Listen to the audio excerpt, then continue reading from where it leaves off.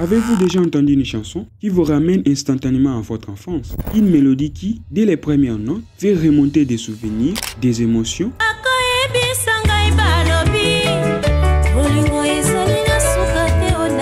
Vous avez vite compris, dans cette vidéo, nous allons parler des Pongo Love. Alors donne-moi quelques minutes de vous raconter cette immense histoire.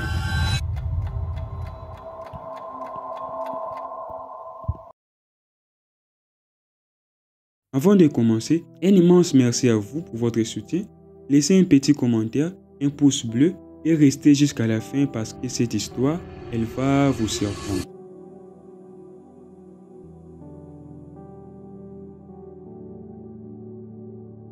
Un destin qui commence dans les années 50. Remontons le temps, direction le 27 août 1956. Dans une petite ville d'environ 60 km², au cœur du Congo, c'est là qu'Alfred Pongo Landu pousse ses premiers cris. Son père Gilbert Pongo, un officier respecté de l'armée congolaise sous l'ère de Mobutu, sa mère directrice d'un centre dédié à l'éducation des jeunes. Une famille solide, un avenir qui semble tout tracé. Mais le destin a d'autres plans. Alors qu'Alfred n'a que 4 ans, en 1960, quand un événement drastique vient bouleverser sa vie. Une simple injection de pénicilline, censée la soigner, tourne au cauchemar. En quelques heures, la petite perd l'usage de ses jambes, complètement paralysée. La vie d'Alfred bascule encore plus l'année prochaine, en 1961. Son père est brutalement arraché à eux, tué dans un règlement de comptes politico-militaires, dans une période sombre où le Congo est déchiré par des l'élite du pouvoir. À 5 ans, Alfred se retrouve sans père, paralysé et confronté à un monde qui semble s'acharner sur lui. Pendant 2 ans, Alfred suit des traitements intensifs pour retrouver l'usage de ses jambes. Des longues années de lutte, de douleurs, d'espoir fragile. Et puis, un miracle s'est produit. Peu à peu, elle recommence à bouger, elle retrouve une certaine mobilité, mais pas sans séquelles. De nombreuses déformations marquent désormais son corps, des traces qui vont influencer son parcours, mais aussi forger son caractère. Car Alfred, elle n'est pas du genre à baisser les bras. Alfred Pongo fait ses études à l'école primaire Notre-Dame de Bourg.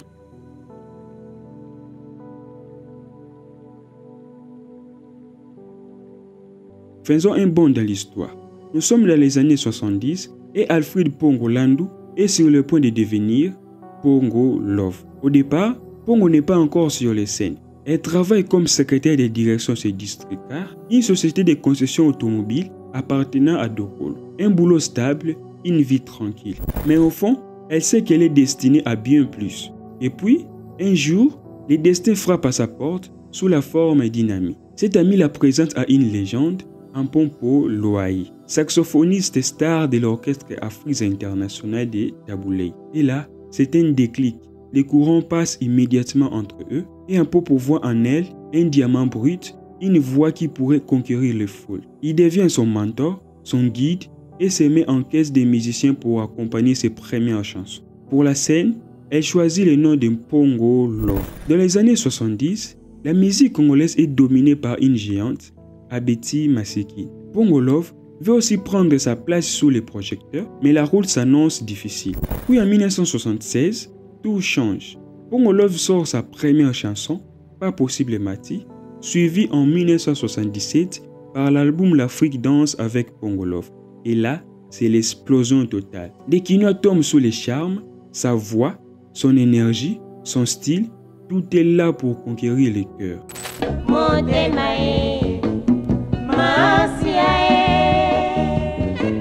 Pongo Love ne se contente pas simplement de chanter, elle raconte des histoires, elle touche des âmes. En un clin d'œil, elle se pose comme une rivale sérieuse à Abeti Masekine. D'ailleurs, à ce sujet, j'ai une vidéo d'Abeti Masekine qui vous attend jusqu'après celle-ci. Allez la voir, vous ne serez pas déçus. Avec l'aide d'Mpompo Loaï, Pongo partage la scène avec Abeti Masekine au mythique Ciné Palladium, aujourd'hui connu sous le nom de Cinépolis. Pour Pongo, c'est son premier concert et elle ne tremble pas, elle s'adapte. Les spectateurs sont séduits et Pongo commence à éclipser Abeti Masekine qui chante souvent à Swahili. En 1976, elle part pour la première fois en tournée en Afrique de l'Est et marque les esprits au Festival mondial des arts nègres au Nigeria où elle participe à l'affiche avec une autre légende franco-luambo. Pongo Love n'est plus simplement une étoile montante, elle devient une référence. Mais elle a des rêves plus grands, elle veut conquérir le monde, toucher le public au-delà des frontières du Congo.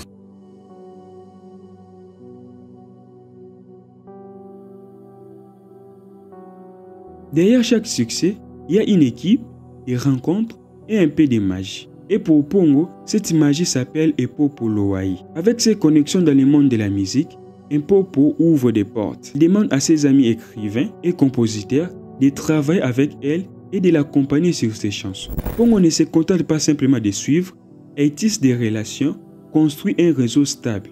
Et ça, c'est une arme redoutable. Grâce à son mentor, elle collabore avec des géants comme Freddy Mayaola Mayoni, Lutumba Simaro ou encore Suzy Kaseya. Avec une équipe pareille, Pongo Love a tout ce qu'il faut pour percer. À 77, la machine est lancée en pleine vitesse avec la chanson Ndaya composée par Mayaola Mayoni. Ce titre, qui dénonce la polygamie, fait l'effet d'une bombe. Les paroles audacieuses et engagées touchent particulièrement auprès des femmes.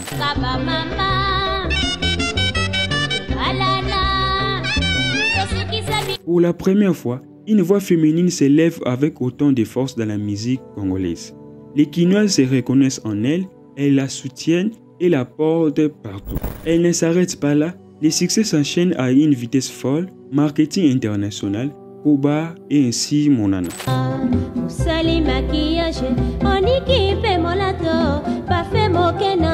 Elle part en tournée en Ouganda, en République du Congo, en République centrafricaine et même en Afrique de l'Ouest.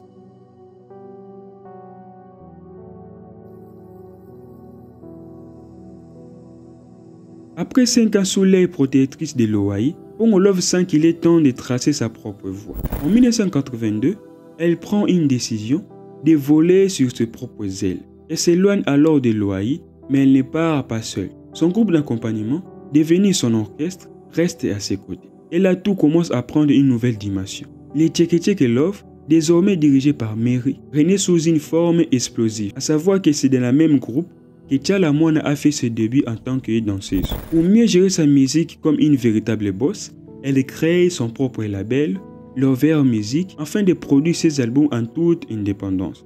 Mais ce n'est que le début de ses ambitions. Cette même année, Pongo Love montre son grand cœur lors des concerts caritatifs au centre de Polomélite de Bonoua à Côte d'Ivoire. Toutes les recettes sont reversées au centre, un geste qui touche profondément le public. En 1982, elle sort l'album Pongo Love, un véritable bijou qui confirme son génie, avec des titres comme Fétiche Pongo, dédié à sa mère, Trahison, qui explose les dangers des mauvaises fréquentations, et Femme commerçante, un hommage à la bravoure des femmes, et touche des cœurs en profondeur.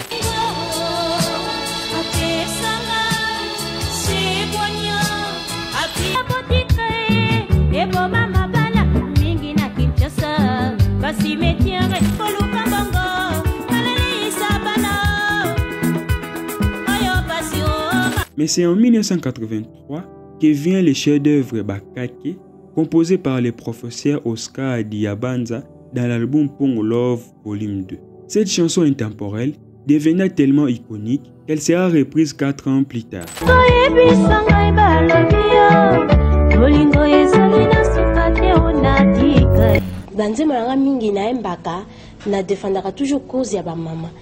Mais la machine ne s'arrête pas aussi là. En 1985, elle dévoile Mokili Compliqué, un album qu'elle a presque cru seule, avec des titres puissants comme Mokili Compliqué, Tongo Etani ou Semaine perdue. Puis vient l'album Vive avec toi, porté par les titres phares Yoko, avec des chansons comme Rébé ou Vivre avec toi. Elle se produit lors d'un concert mémorable au Congrès d'Abidjan, avec invité surprise Tchala Moana et les trio d'Asoufa en 1985. Pendant les années suivantes, Pongo Love choisit de s'installer temporairement au Gabon, peut-être pour trouver une nouvelle inspiration. Elle enregistre aussi à Paris, chez les éditions Mélodie, l'album partagé en 1985 avec la collaboration de Bopol Matiamina et une chanson signée par Lutumba Simaro. Cet album marque un sommet, mais aussi une fin.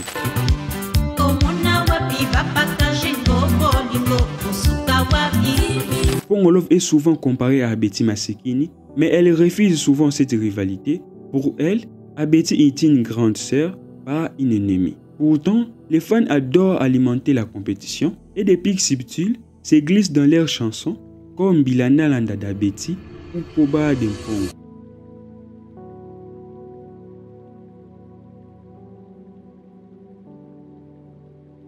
Nous sommes au Gabon. Dans les années 90, elle tombe gravement malade. Les médecins posent un diagnostic terrifiant, une méningite cérébrale. Pongo prend une décision de rentrer à Kinshasa pour se faire soigner. À Kinshasa, elle est admise à la clinique universitaire où les médecins font de tout leur possible. Mais le destin cruel décide autrement. Le 15 janvier 90, après seulement quelques semaines d'hospitalisation, Pongo Love s'éteint. Elle n'a que 33 ans. La nouvelle est confirmée par les autorités et frappe comme un coup de tonnerre pour le peuple congolais. Une étoile s'est éteinte, laissant derrière elle un immense vide. Les hommages affluent. Le 17 janvier, une cérémonie est organisée à la cathédrale Notre-Dame de Kinshasa en présence de nombreux musiciens et admirateurs. L'après-midi même, son corps est mis en terre dans le cimetière de la Boue. Pongo Love, mère de 3 enfants, aura marqué le monde par sa voix aiguë, sa beauté rayonnante et sa musique malgré son handicap physique. Elle était plus qu'une chanteuse, elle était une inspiration, une combattante, une légende. Et voilà, c'est la fin de cette histoire. Merci à vous d'avoir suivi cette vidéo jusqu'au bout. D'ici là, gardez la flamme de Pongo Love dans vos cœurs. À la semaine prochaine.